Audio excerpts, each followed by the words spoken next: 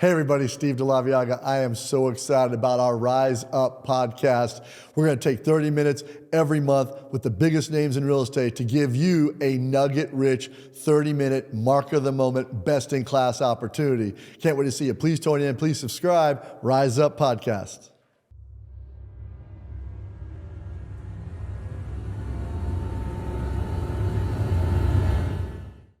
Hey everybody, Steve DeLaviaga for our Rise Up podcast. Super excited because I'm with my brother, my man, the guru of influence, speaking, frames, tie downs, Rene Rodriguez. Rene, how are you, my man? It's good. It's good. We're finally doing this. This is fun. Isn't this awesome? Yeah. And by the way, you are a super knowledgeable podcast guy. I was enjoying all the coaching we were getting as we were coming in here. So tell me how you got all knowledgeable about that. What was that? What else? I mean, you got on the side, you do like a podcast study? Well, I think it's just making the mistakes. I mean, we've been doing video recordings for over 10 years, and then you start realizing the importance of stupid things like lighting and then angles, what makes you look better, what makes you look fatter, where do you put a microphone and all that sort of stuff. So it's just a lot of, I'm surrounded by a lot of really smart video people. Our real estate community familiar with you, but you and I have gotten really deep in the last 6 months to a year about how we can help leaders of people in real estate in this market where, look, it's scary. What worked 6, 8, 10 months ago, a year ago, does not work today.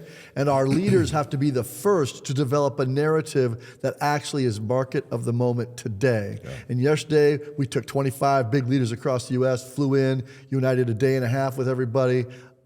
And it was funny, wasn't it? My best people who I told you, hey, these guys that speak in front of 5,000, 10,000 people, and they were the most greedy of your content. Yeah. More. Have me do it again. Tell me what I need to do. Walk through in that mindset piece, why are the best always the best ones about getting better? And the ones that need it, kind of like, well, I'm not really comfortable. This is what I'm going to do. Why is that? Well, I think the question is the chicken or the egg, right? Mm-hmm. Some people say, well, once I get to a certain place, then I'll read more books. Or once I do this, then I'll be more focused on my health. Or once I do this, then I'll be a better student. And these guys are there and gals are there because they were good students. And they were good students when nobody was in the audience. Correct. They worked hard before anybody cared, before they got paid, and they did it for years. And all of a sudden now, because they understand the value of just good information. I mean, let's go back to our sales days. When I was a kid, I remember just getting started in sales, I went to an office and I saw on a table this crumpled up sheet of paper, and I looked and it looked like a script for setting appointments.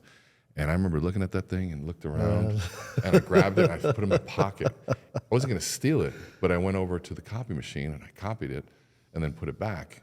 Now, I wasn't stealing any market from them because it was a different state, but it was like I was so hungry for just a better language on how to get maybe 1% better on conversion on setting appointments. We talk about this. We talk about intelligence. We talk about skills. Willingness to learn, in my opinion, is one of the greatest skills you can have. And I feel like it becomes a drug to people that are great. Yeah. And when I talk about this, what did you say to me at dinner last night after this event? You go, I got more myself out of this event. What were your takeaways from being around leaders, coaching leaders, and us going to dinner and kind of just summarizing? What were your biggest takeaways? Well, one, it's always refreshing when you're around people that are professionals, like a pro. And it's so cliche, but every single professional athlete has multiple coaches. Correct. And so it's so cliche that we don't listen to that anymore. And so then that's why I ask our corporate athletes, right, the guys we work with and the gals we work with, do you consider yourself a pro? And then they all raise their hand. I say, okay, great. When was the last time you trained like one? Do you have coaches surrounding you like they do? Are you getting pushed every day? And so when I'm surrounded by people like that, it's inevitable that they'll offer feedback. It's inevitable that they'll hold you to a higher standard. When you charge what we charge, you're going to be held to a standard that's higher. People always ask why on the road I don't drink. It's like, well, because I speak the next day. There's only 5 to 6 days a year that I don't speak the next day. Mm-hmm. And so for me, knowing myself, I can't drink. Last night was one of them, by the way. We did have a couple of adult beverages, but continue. That wine was fantastic, by the way. It was like, I was excited. But it's me knowing if I need to be at my top performance, I can. And as you get older and you travel, 235 speaking sessions last year, you have to maintain those other pieces. So I'm around those folks, and the humility and yet the demand that they place on when they're learning is just, it makes you better. It's such a great call. And I think we talked a little yesterday about practicing at game speed, not dabbling, not oh, I talked a little bit here, a little bit there. I tried that. No, these guys are like, I mean, and what I love about you and what makes you great, in my opinion, is it's the little things, man, where you put your hands, when you step forward, when you enunciate louder, when you change your tone. So talk a little bit about, so we can give folks just a couple of nuggets on tactics today. Like, and again, when you bring it up, now I see it, and it bugs the heck out of me, because now I'm like, oh, he's looking at his hands, he's in fig leaf. Oh, look at that, he's looking down. You know, you find yourself critiquing that because you know it. So if you were going to educate someone who's talking to their team or a group of agents or a national network, what would be this 3 or 4 tactics? You say, you got to do these things no matter what. I think the first thing is you got to start recording yourself. Good point. Because the self-awareness is the first skill. I can teach you skills, where to put hands, but if you're doing it out of context and if you're doing it out of self-awareness, it's like, you love golf. Teaching you how to swing a club without learning how to read the course, what good is it? Right. It makes no difference. Having a driver from 110 isn't going to work, no matter how good you hit it, exactly. Right? Well, you got to be able to read distance, and then even just things like the wind, and the better you are, you're able to see angles. The more courses you see the slopes that somebody else, like, I don't see a slope. Like, no, take a look at the tree line. And it's like, I never would have put those two together. But once someone shows you that, you go, oh, that's called the point of no return in learning. There's a difference between motivation and learning. Motivation is this rah adrenaline rush. Right. Learning is a new neural pathway, and pathways don't go away. So once you see it, you can't unsee it. Got it. And so you got to have that feedback, and somebody that's skilled to say, okay, here's what this means, and then compare that to what you're trying to communicate versus what your body's communicating. And so then you get into things like, well, where are your hands? Like, even right here, it's instead of me, being here, which this is actually more comfortable. Yeah. Right here. But I'm not on a bench and getting ready to get in the game. I'm in business trying to get in the game. And so now there's a squared shoulders. I can use my hands. 100%. And if the camera angle, I got to be knowledgeable where this is. So I might have to go up here because this might be the cutoff. But these are vertical, so my hands are in play. But that self-awareness around those things comes with reps, comes with watching your own video. Dude, you were a pro basketball player. How much film did you watch on yourself? Oh, my God.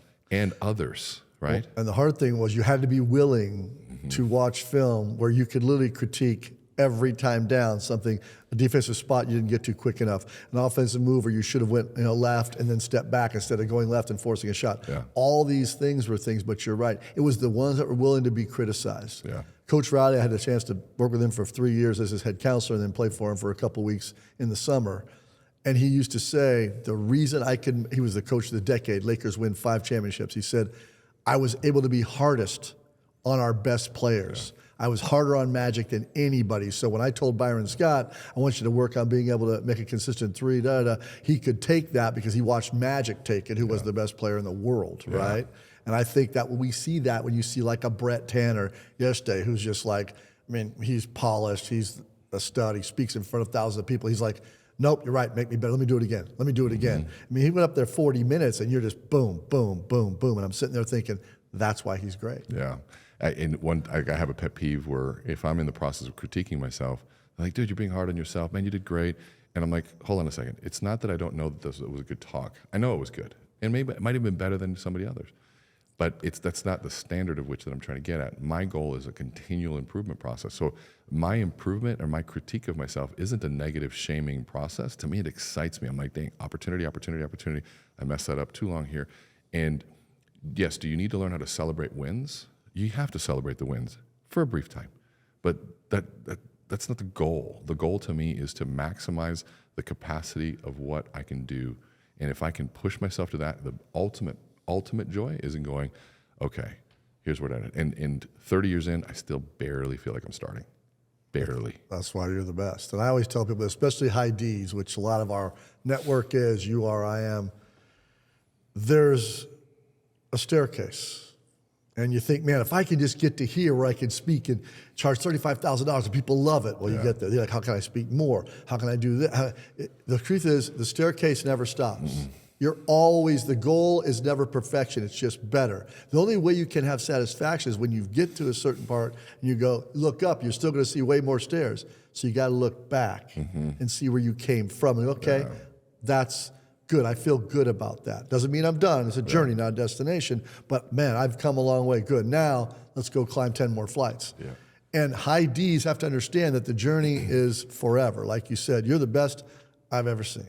And And you were taking notes yesterday while we were doing the event. Yeah. You were, Yeah. right? I think this is important. Now you've got this shift in the market. What worked 3, 4, 5 months ago does not work today. Worked a year ago, definitely doesn't work.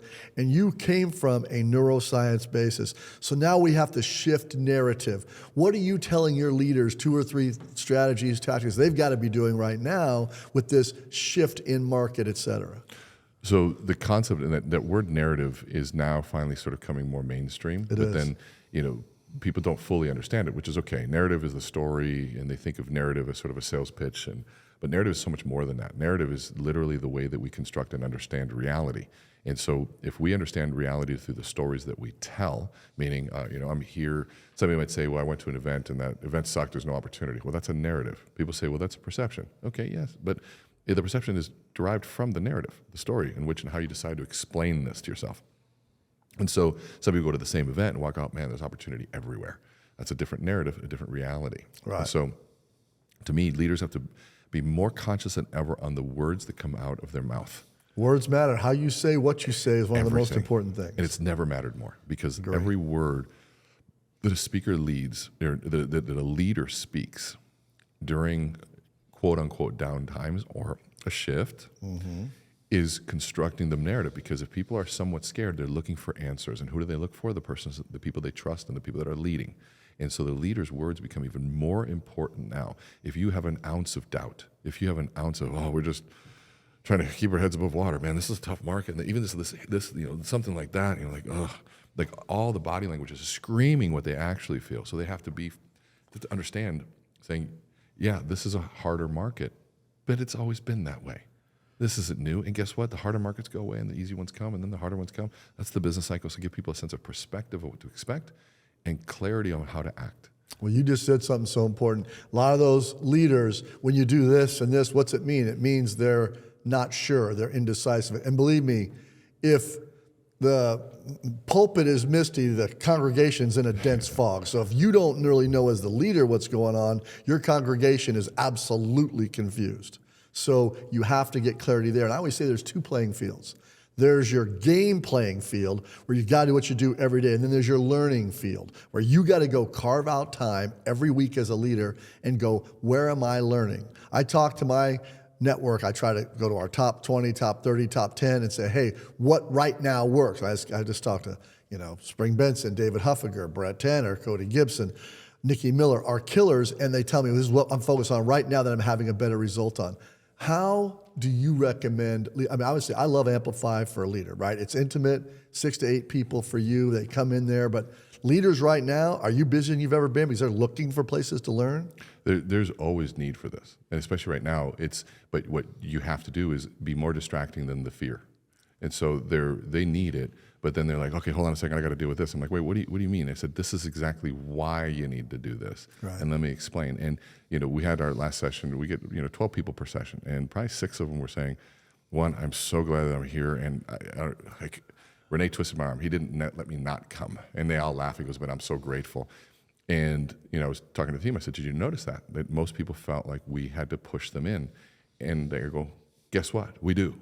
And that's why, because there's so much pressure going through the group think of going down the negative Nancy route, right? Of saying this is failure, we got to stop. But now is the time to invest. Now is the time to market more, communicate more, run faster, because no one else is. This is more market shares taken is in times like this.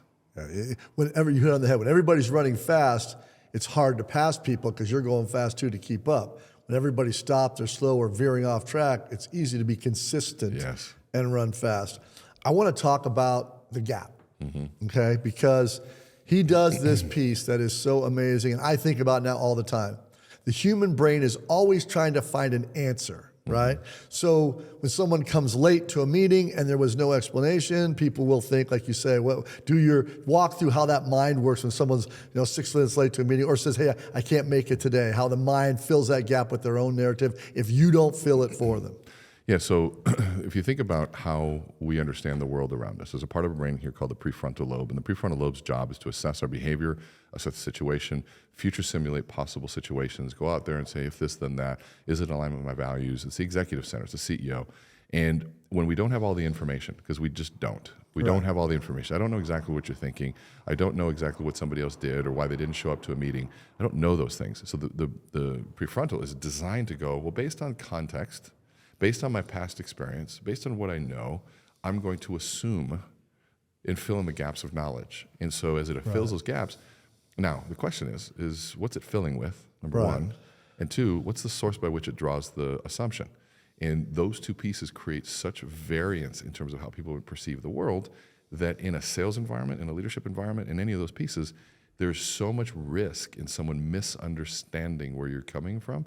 And so the astute, the sophisticated leader, the one who's a great communicator, is saying, let me save your brain some work, and I'm going to give you the context, I'm going to create the frame, and I'm going to tell you the narrative through really good storytelling that you'll buy into. I'm going to live a life that you'll trust. I'm going to have consistency with you, and I have all those things. And you're going to become the trusted source, so you are the place they go, right? I'm the trusted source. When they doubt, they look, well, what do you think, Rene? What do you think, Steve? And if I didn't live a consistent life, if I was a jerk last time I didn't have a personal brand, I didn't know how to carry myself, I wasn't articulate and thoughtful in what I said, why would I listen to you? Like, why would listen to me? There's no reason to. And so the journey of a leader is developing all those skills that are endless so that when people look, they go, okay, it should be true in a relationship.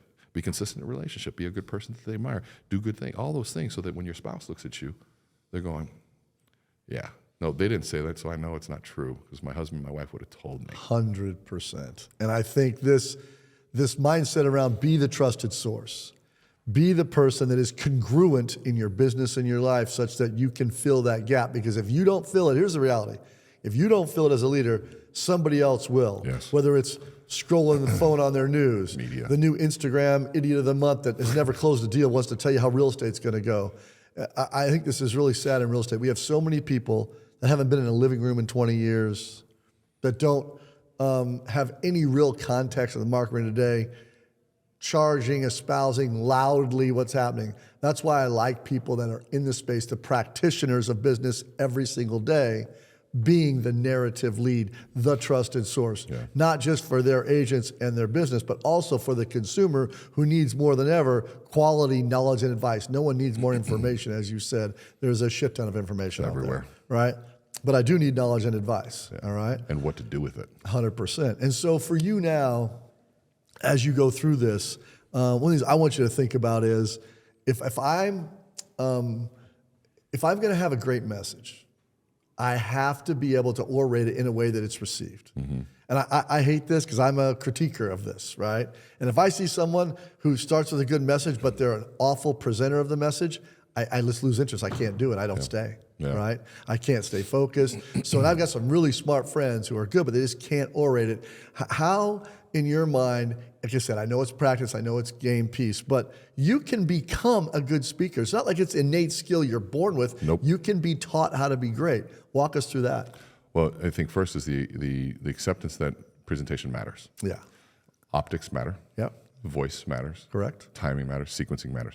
And if you don't believe that, then watch a crappy produced movie. Right. You won't. Here's the thing. You won't watch it. That's the thing. And what if it's a great story and a great message? They're really great people, but presented poorly, we're just not going to pay attention. 100%. And by the way, and the opposite is, I've seen some really crappy stories with presented really well with action, and you're like, man, I like that. You know? Because that can carry the content piece away on that, correct? They'll get away with it. And it's the presentation of that. Now, when you combine good content with great presentation, now you're deadly, right? Because you can... Good content with great presentation, and you're deadly. There's your nugget. Yeah. Keep going. And so when you think about how we speak, how we tell a story, how we come up with it, and excuse me, the best parts is think about when somebody's at happy hour, and we're trying to get somebody. Even yesterday, somebody was saying they're super comfortable in front of you and everything. Then they get on stage, and all of a sudden, I remember when I was a child, and all of a sudden, I'm like, is that how you speak? And so they say, I remember when I was a kid, and my mom used to always come in. Like, this is the normal talk, and you can bring that personality and that vibe and that presence, and I think it's that tonality, but that also authenticity to a stage. And if you bring it to a stage, every audience member, no matter how many people are there, feel like you're talking just to them. And that's the key. It's funny, isn't it? Because people think being a good speaker is having, sitting up straight, and it's not. It's being real, right? And there's a real, I think, want from the consumer and business community to get more real people delivering a message. Yeah. And you can do that without being super polished or anything else. And what I love about the learning of the mind, which you've been very good to me and helped me do that, is that, if you have the right message and you know it works, you can deliver that passionately, confidently, all of those things. But also, too, you have to have congruency in what you say. Yeah. You probably wouldn't be the best, shampoo ambassador, right? Because it might not be your thing with that beautiful bald head of yours, right? And so you have to be congruent. So you always teach people talk about the unique piece, and you put the words around it, and that becomes your narrative. Walk us through that on that side. So our event Amplified begins with a kickoff dinner. And the dinner, people think it's just dinner, but it's actually the main part of it. So it's a workshop over 5-6 hours of eating. Right. And of course the food's spaced out. But the concept is a piece of chicken with no story ends up on a $1 menu at KFC. Correct. It's just a commodity. But a piece of chicken in the hands of a chef with a story, we'll pay $150 to eat the same piece of chicken off a tasting menu. We've done it. We do it all the time. And we love it, right? And so like coffee per the pound is 25 cents per pound if you just buy it wholesale. Well, when you go into Starbucks or your favorite coffee shop and it's there and it's relaxing, you end up spending $6-7, and you buy the mug and you buy the T-shirt and that stupid CD of relaxing music. It's not logical. I don't, by the way, but I appreciate it. Yeah. But people end up doing that. It's the same thing. And so there's in real estate, mortgage, finance, there's no patent monopolies. There's no real unique value propositions that are sustainable, right? Meaning the tech, you can write a check for tech, the same thing. But how good of a leader are you? How well do you tell a story? Trust, who you are. Do I believe you? Are you walking the walk? Are you consistent? All those things are harder to replicate. That's the only thing that makes you unique and different is your value proposition around that narrative that has to be congruent with who you are, what you do. I can't hear what you say, because what you do is shouting in my ear. Yeah. And even those that have done a really good job of building a personal brand, right now, personal brand is the most important thing people can focus on. I agree. And the people that don't understand personal brand, I tell them this. I said, imagine if you had 2,000-3,000 foot soldiers out in your market telling everybody how cool you were, how good you were. Before they know your calendar, so every single meeting, they go out to your meetings and they go, dude, you're about to meet with Steve. Steve's phenomenal. Did you know he did this? Hey, did you read Steve's thing? Did you do this? And they're going, wow, this Steve guy's freaking amazing. And then you show up, they're like, Steve, I've been really excited to meet you. And then after you leave, you do a great presentation, and you leave, and those 2,000, 3,000 people stay, and they go, what'd you think? This is amazing. Did you know he does a podcast? And I heard you talking about this. You should probably look at that. And they go out and tell all these other people. Everyone was like, I would love that. I said, well, that's what a personal brand does. What social media does. Yeah, but if you have it all ironed out and really clear and coherent and congruent, they're all sending the same message. Agreed. Right? It's not just posting on social, posting about what? Posting about something that matters to you, that fits your brand. I know people, they have 13 workouts talking about how to be, a fitness guru. And it's like, dude, you're 13 workouts in. Like, yeah, I've been working out for years, but I'm not talking about like that. That's not my brand. It's not. I got other people with six pack. Let them talk about that shit. Right? 100%. And I the other piece that I think you do such a great job of when you look at how that looks and feels is you understand that everybody that's going to meet with you or look to hire you, first thing they're going to do is go on social, Google your name, look at you on wherever it is, Facebook, Instagram, LinkedIn. And if you've got 111 followers, it's a little tougher to command the respect and things that you want. You have to understand what social is and what you use it for. You've now got 691,000 followers, and you worked at that to say, that doesn't mean those people follow me and then buy my stuff, whatever. What it does mean is, though, they're consuming enough content. When someone looks at hiring me, I sit in that top 1% of who's got engagement. And so if you're trying to add agents to your national network, if you're trying to recruit talent into your local agent network, if you're trying to build a coaching platform of some kind, you have to be relevant in social, because everybody's going to look at it before they join. They're going to go there to vet your ethos, your credibility on what it is. Right? And without ethos, a little bit harder, isn't it? Yeah, and it's like it's almost they go there to find a reason not to use you. It's what reviews are used for. No one goes to reviews to see should I. They go, is there a reason I shouldn't? Yes. Right? I kind of like them, everything, but hold on, let me a second. Oh, okay. A lot of us go right to what are the 1 stars? What's going on? Okay, that was a troll. Okay, that's good. But oh man, they said that, whatever, that they did something. Okay, that's weird. Let me look at that. I did get that vibe all of a sudden. Let's not go there. So I think social does create a form of social proof. People say, well, likes don't matter. They do. Sorry, they do. And it's one way of saying, does the market resonate with what I'm saying? Now, is it the only thing that matters? No. There's people that are making millions without a massive social following. Now, can you then add to that gas to the fire? Yeah, that'll be great, but it isn't required. It isn't required because some people are just great salespeople and great marketers, but social media is part of the entire marketing strategy. I love it. All right, so Rene and I have a little history together, a little basketball back in the day. So let's go through the GOAT. Who's your GOAT? There's no question. It's Michael, MJ. All right. So Michael, by the way, he's my GOAT. Yeah. Okay. People don't understand this. LeBron James is amazing. He's going to pass. He's going to pass Kareem Abdul-Jabbar, which is I thought the record would never be broken. I remember exactly where I was in 1988. Kareem's last game against the Detroit Pistons when the Lakers got swept. He scored 18 points, 12 rebounds in his last game he ever played. Yeah. Conversely, the great Kobe Bryant scored 61 points in the last game he ever played, and LeBron James is going to pass Kareem, which is amazing. But here's what's funny, right? Like if you look at that GOAT discussion, Jordan won 6 championships, and nobody even got to a game 7 with him. Yeah. He was so good, you couldn't beat him. You didn't even get to a game 7. Who don't realize that? He was unbeatable in a 7-game series when he was doing what he was doing because he was the greatest competitor I'd ever seen. And watching how he would go play defense, watching how he would just tenaciously attack people. All right, so give me your all-time All-Star 5, big dog. All-Star 5? All right. Start at center, 2 forwards, 2 guards. So Shaq, MJ. Forward, I'm going to go Larry Bird. Oh, the Bird man. Let's go point guard, Kyrie. Kyrie? Yeah. By the way, Kyrie, I love you. I was in Australia with your pops, Dedrick, when you were born. I want Steph Curry. He was playing at Belen. I was at Nottawanning, so I was there when you were born. Dual citizen. Steph Curry's got to be in this. What am I at? Is that like 9 people. No, yeah, it's 4. So I've got Shaq, I got MJ, Larry, I'm gonna go Steph first. So I'm gonna go Steph, Okay. and then who do I want?